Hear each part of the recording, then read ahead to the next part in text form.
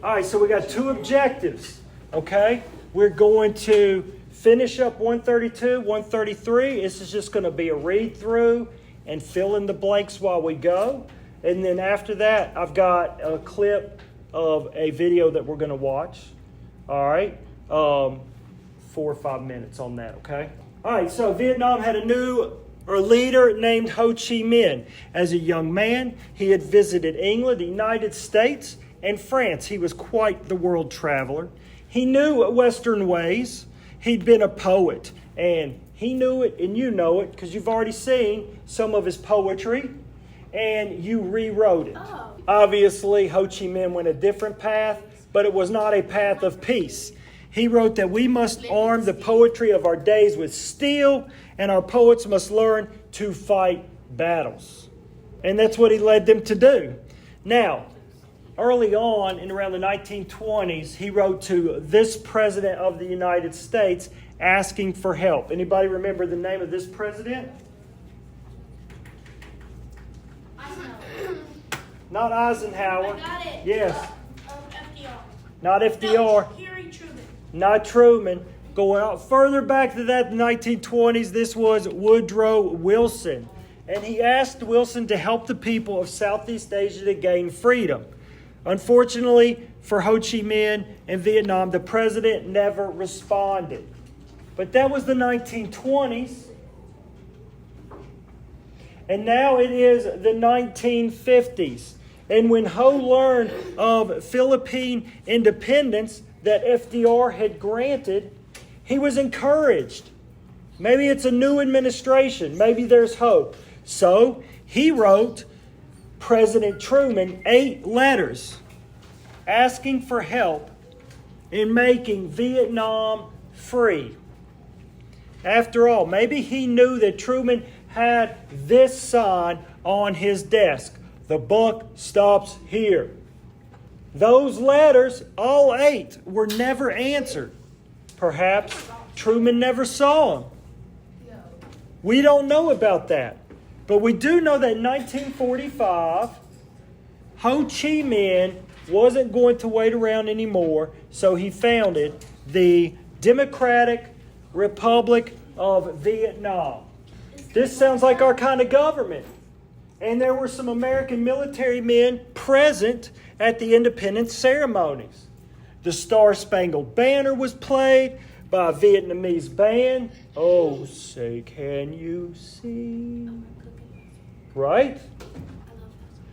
And Ho Chi Minh spoke words from this American document. We hold these truths to be self-evident, that all men were created equal. What document was that? That is right, the Declaration of Independence. And when American planes unexpectedly flew overhead, everyone cheered. But the French didn't want Vietnam to be independent.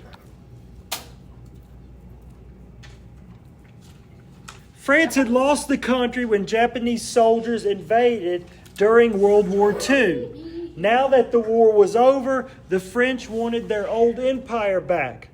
Ho Chi Minh stood in their way. He was a hero to his countrymen.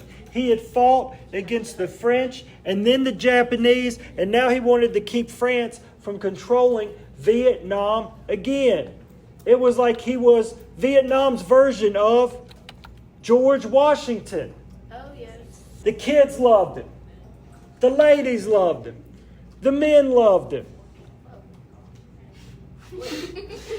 The French asked the United States to help them fight Ho and his forces. Will you help us fight? And to stir up the pot, what did they accuse Ho of being? Communist. And guess what? He was a communist. Him and the commie bros, they go way back. He even studied the ways where? Russia. Don't believe me? There he is with the communist bros. They go way back. Ho was an independent kind of communist. His goal was to free Vietnam from all outsiders. he needed help.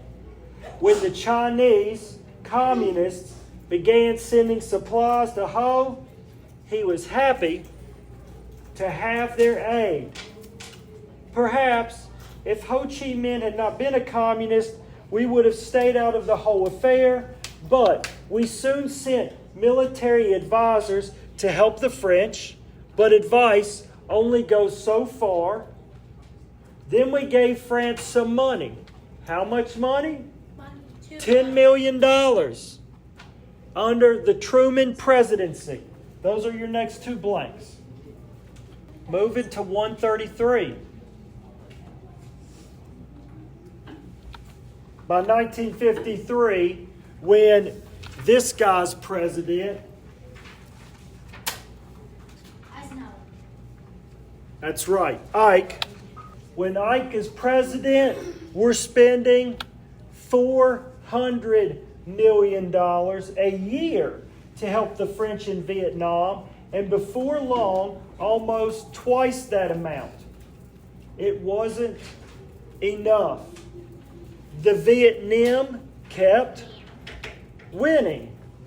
The vice president and our military leaders urged the president to send American bombers to Vietnam, but the president said no. He refused. And Eisenhower's vice president was Nixon, Richard Nixon. Next. We saw him first show up as the FBI, or in the FBI, with John McCarthy when we were looking at McCarthyism during the Red Scare. So his work, political work, got him to the White House as vice president. The French prepared for a major battle. They were confident. They shouldn't have been. Their army was beaten and trapped, and most of the surviving soldiers died in a terrible jungle march. That was more than enough for the French people. They showed in elections that they were ready to get out of Southeast Asia. And since France is a democracy, the people voted, they prevailed, and a peace conference was held in Geneva, Switzerland. No one fights battles in Switzerland. The mountains are too steep. So it'll become a place that people will go to negotiate a lot of peace treaties in Geneva. Vietnam, with this conference, with this agreement, was divided into two sections, two very uncreative sections. Anyone want to guess? North and South. There is a North and South Vietnam. It was supposed to be temporary. Most of the food growing regions were in the South. How temporary? Well, Ho Chi Minh was the leader of North Vietnam. He was now a great and popular war hero. After all, he had driven the French out of the country. South Vietnam's leaders were chosen by France. According to the Geneva Agreement, elections would be held within 2 years to reunite the country. The elections were never held. The South Vietnamese leaders wouldn't allow them. Why? We could take a wild guess, but remember, up north, they've got their George Washington, and so South knew.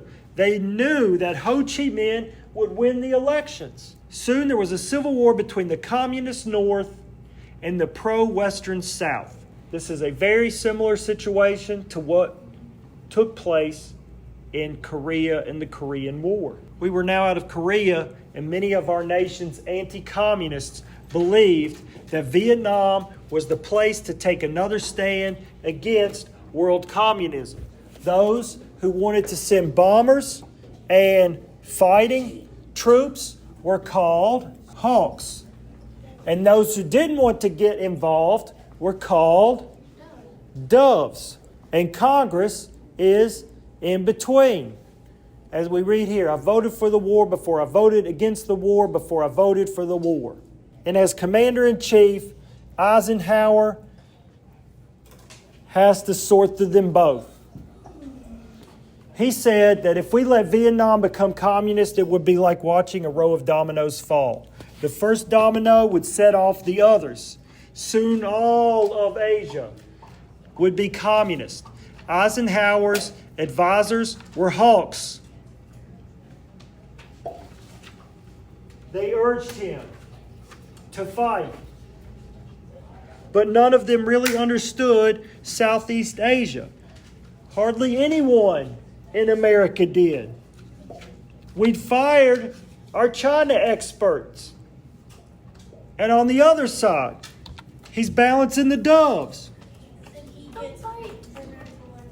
He was wary, and he was convinced of this. No military victory is possible there. And he wouldn't get to see any outcome or decision because we will get a new president before he will have a chance to. So now we are going to rewind back to Happy Days. What were things like in 1919 when soldiers came back from World War I? It was happy, it was joyful, except there was trouble Not enough money. Yeah. in 1919. There was so much trouble, someone called it the Red Summer. What happened in the Red Summer? This red is not a reference to the Red Scare or communism. It was not an ecological disaster. You're thinking about the 1930s and the Dust Bowl. What was Red Summer? Quick and to the point. This is when the Harlem Hellfighters, the African American troops came back, and they wanted some of that liberty and freedom and respect that they had experienced in Europe, and there were race riots all across the United States. Did it change the racial tensions in the United States? No, it did not. So what do you think is going to happen when African American troops are going to come back home? They've fought fascism. They fought Nazis. They stood up for liberty. What are they going to want when they come back home? Freedom and rights. And we're going to have the birth of a new civil rights movement.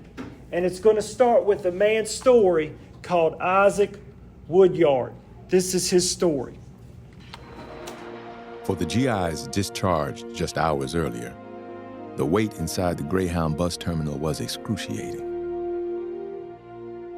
They were on the final leg of a journey that had taken them halfway around the world and back. Freedom was so close they could nearly taste it. The soldiers that were there, they had to have been jubilant and proud, happy to return home on your soil. So it had to have been just an exciting time for all of them to go home and see their families finally.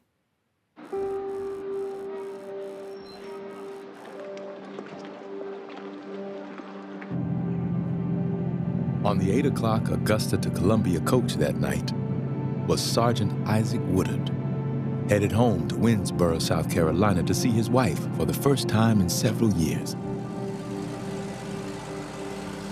Woodard was still in uniform, carrying a battle star for bravery under fire and a final paycheck from the U.S. Army in the extraordinary sum of $695. Enough to start the kind of life he hadn't dared dream of before the war. Like the other 900,000 African-American soldiers returning home from duty, Isaac Woodard had come to see this bright new future as his due.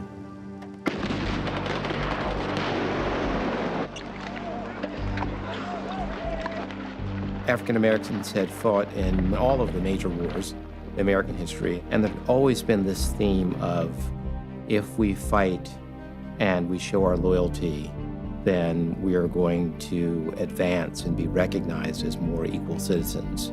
And that dream had always been frustrated. But World War II was actually quite different from past wars for African Americans because it was a special kind of war. This war, this particular war, crystallizes around the idea of this fight against fascism. And that means that it is a fight against inequality, of suppressing groups of people because of their race. So you have black soldiers coming home, having been inculcated with the idea that America stands for something different than fascism, something different than racial and ethnic discrimination, something better.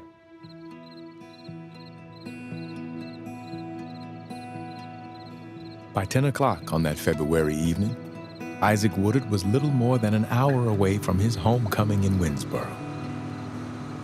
The atmosphere on the bus is jovial, filled with the relief that soldiers feel after surviving 15 months at war.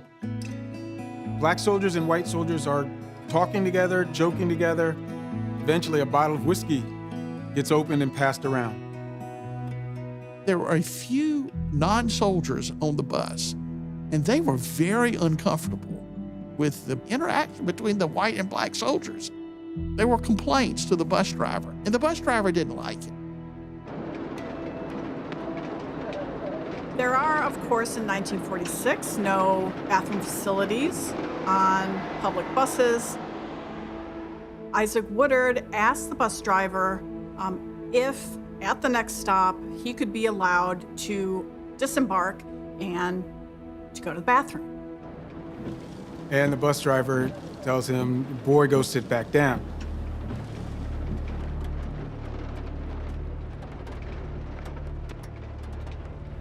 The bus driver cursed him.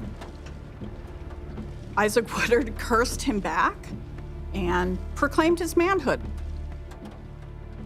He just said to the gentleman, you know, you don't have to speak to me in that manner. I'm a man just like you. In other words, give me respect. Military training and service turned a black man from the rural Deep South with a 5th grade education into a man willing to say words that he knew could put his life at risk. There is no doubt when he said that he was under any illusions about what he was saying, where he was saying it, on a bus, at night, in the Deep South. But he was a veteran. He was wearing the uniform. He was surrounded by veterans who were wearing the uniforms. They were returning from a war that they had won, and he was a stronger man because of it. The bus driver is furious. At the next town, he goes looking for a police officer to have Woodard removed from his bus. Woodard's kind of perplexed. He steps off the bus, and as he's trying to explain himself, the police chief brings out his blackjack, which is like a baton, but it's spring-loaded and it has tremendous force, and hits Woodard over the head with it. A soldier aboard the bus watched as the officer took Woodard by the arm and forced him around the corner and out of sight. "That is the last I saw of him," he would tell investigators a few months later.